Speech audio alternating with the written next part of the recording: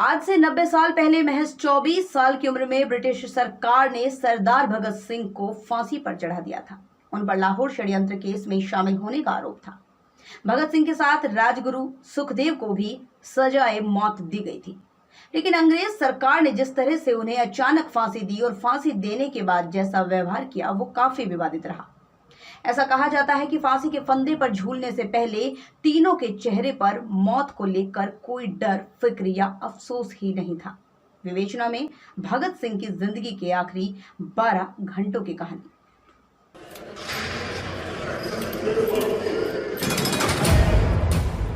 Lahore central jail में 23 मार्च 1931 की शुरुआत किसी और दिन की तरह ही हुई थी।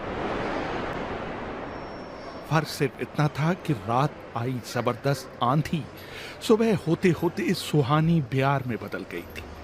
लेकिन जेल के कैदियों को उस समय थोड़ा अजीब सा लगा जब 4 बजे ही वार्डन चरत सिंह ने उनसे आकर कहा कि वो अपनी अपनी कोठरियों में चले जाएं। उन्होंने इसका कोई कारण नहीं बताया। उनके मुंह से सिर्फ ये निकला कि ऊपर से आदेश है। अभी कैदी सोच ही रहे थे कि माजरा क्या है। जेल का नाई बरकत हर कमरे के सामने से फुसफुसाते हुए गुजरा कि आज रात भगत सिंह, राजगुरु और सुखदेव को फांसी दी जाने वाली है। कार्ल लीबनेक की मिलिटरिज्म, लेनिन की लेफ्ट विंग कम्युनिज्म और अपटन सिंक्लेयर का उपन्यास द स्पाई कुलबीर के जरिए भिजवा दे। भगत सिंह जेल की कठिन जिंदगी के आदी हो चले थे। उनकी कोठरी नंबर 14 का फर्श पक्का नहीं था, उस पर घास उगी हुई थी। कोठरी में बस इतनी सी जगह थी कि उनका 5 फीट 10 इंच का शरीर बमुश्किल उसमें समा पाए। भगत सिंह को फांसी दिए जाने से 2 घंटे पहले उनके वकील प्राणनाथ मेहता उनसे मिलने पहुंचे थे। मेहता ने बाद में लिखा था कि भगत सिंह अपनी छोटी सी कोठरी में पिंजड़े में बंद शेर की तरह चक्कर लगा रहे थे।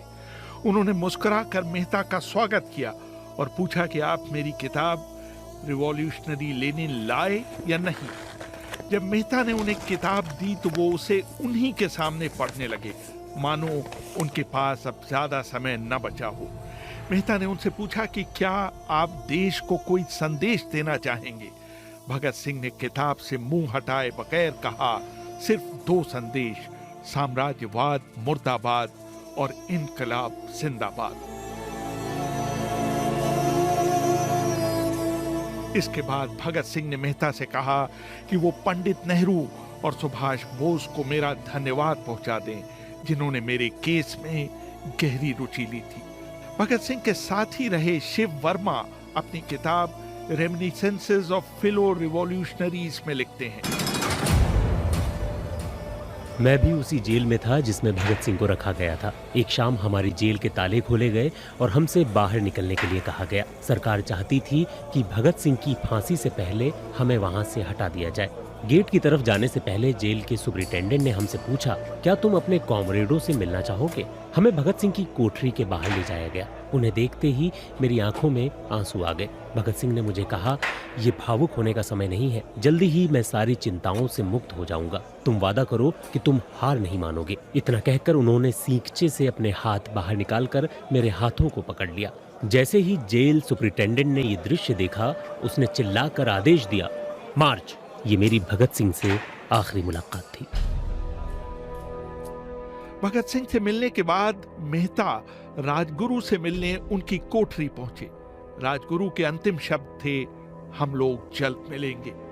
सुखदेव ने मेहता को याद दिलाया कि वो उनकी मौत के बाद जेलर से वो कैरम बोर्ड ले लें जो उन्होंने उन्हें कुछ महीने पहले दिया था।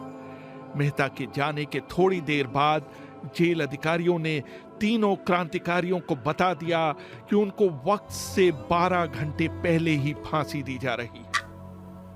अगले दिन सुबह 6 बजे के बजाय उन्हें उसी शाम 7 बजे फांसी पर चढ़ा दिया जाएगा। भगत सिंह मेहता द्वारा दी गई किताब के कुछ पन्ने ही पढ़ पाए थे। उनके मुंह से निकला, क्या आप मुझे इस किताब का एक अध्याय भी खत्म नहीं करने देंगे? भगत सिंह ने जेल के मुस्लिम सफाई कर्मचारी बेबे से अनुरोध किया कि वो उनके लिए उनको फांसी दिए जाने से एक दिन पहले शाम को अपने घर से खाना लाए। लेकिन बेबे भगत सिंह की ये इच्छा पूरी नहीं कर सके, क्योंकि भगत सिंह को 12 घंटे पहले फांसी देने का फैसला ले लिया गया और बेबे को जेल के गेट के अंदर घुसने ही नहीं दिया गया। थोड़ी देर बाद तीनों क्रांतिकारियों को फांसी की तैयारी के लिए उनकी कोठरियों से बाहर निकाला गया। भगत सिंह, राजगुरु और सुखदेव ने अपने हाथ आपस में जोड़े और अपना प्रिय आजादी गीत गाने लगे। कभी वो दिन भी आएगा कि जब आजाद हम होंगे, ये अपनी ही जमीन होगी, ये अपना आसमां होगा। फिर इन तीनों का एक एक करके वजन लिया गया। सबके वजन पहले से बढ़ गए थे। इन सब से कहा गया कि अपना आखिरी स्नान करें। फिर उनको काले कपड़े पहनाए गए, लेकिन उनके चेहरे खुले रहने दिए गए। चरत सिंह ने भगत सिंह के कान में फुसफुसाकर कहा कि वाहे गुरु को याद करो। भगत सिंह बोले, पूरी जिंदगी तो मैंने ईश्वर को याद नहीं किया। असल में मैंने कई बार गरीबों के क्लेश के लिए ईश्वर को कोसा भी है। अगर मैं अब उससे माफी मांगूं तो वो कहेगा कि इससे बड़ा डरपोक कोई नहीं है। इसका अंत नजदीक आ रहा है, इसलिए ये माफी मांगने आया है। जैसे ही जेल की घड़ी ने 6 बजाए, कैदियों ने दूर से आती कुछ पद चापें सुनी। उनके साथ भारी बूटों के जमीन पर पड़ने की आवाजें भी आ रही थी। साथ में एक गाने का भी दबा हुआ स्वर सुनाई दे रहा था, सरफरोशी की तमन्ना अब हमारे दिल में है। तभी अचानक जोर जोर से इनकलाब जिंदाबाद और हिंदुस्तान आजाद हो के नारे सुनाई देने लगे। फांसी का तख्ता पुराना था, लेकिन फांसी देने वाला काफी तंदुरुस्त था। फांसी देने के लिए मसीह जल्लाद को लाहौर के पास शाहदरा से बुलवाया गया था। भगत सिंह इन तीनों के बीच में खड़े थे। वो अपनी मां को दिया गया वो वचन पूरा करना चाहते थे कि वो फांसी के तख्ते से इनकलाब जिंदाबाद का नारा लगाएंगे। भगत सिंह पर किताब लिखने वाले प्रोफेसर मलविंदर जीत सिंह वराइच लिखते हैं, लाहौर जिला कांग्रेस के सचिव पिंडी दास सोंधी का घर लाहौर सेंट्रल जेल से बिल्कुल लगा हुआ था। भगत सिंह ने इतनी जोर से इनकलाब जिंदाबाद का नारा लगाया कि उसकी आवाज सोंधी के घर तक सुनाई दी। उनकी आवाज सुनते ही जेल के दूसरे कैदी भी नारे लगाने लगे थे। तीनों युवा क्रांतिकारियों के गले में फांसी की रस्सी डाल दी गई, उनके हाथ और पैर बांध दिए गए। तभी जल्लाद ने पूछा, सबसे पहले कौन जाएगा? सुखदेव ने सबसे पहले फांसी पर लटकने की हामी भरी। जल्लाद ने एक एक कर रस्सी खींची और उनके पैरों के नीचे लगे तख्तों को पैर मारकर हटा दिया। काफी देर तक उनके शव तख्तों से लटकते रहे। बाद में उन्हें नीचे उतारा गया और वहां मौजूद डॉक्टरों लेफ्टिनेंट कर्नल जे नेल्सन और लेफ्टिनेंट कर्नल NS सोधी ने उन्हें मृत घोषित किया। कुलदीप नैयर अपनी किताब विदाउट फियर में लिखते हैं, एक जेल अधिकारी पर फांसी का इतना असर हुआ कि जब उससे कहा गया कि वो मृतकों की पहचान करे तो उसने ऐसा करने से इनकार कर दिया। उसे उसी जगह पर निलंबित कर दिया गया। बाद में एक जूनियर अफसर ने ये काम अंजाम दिया।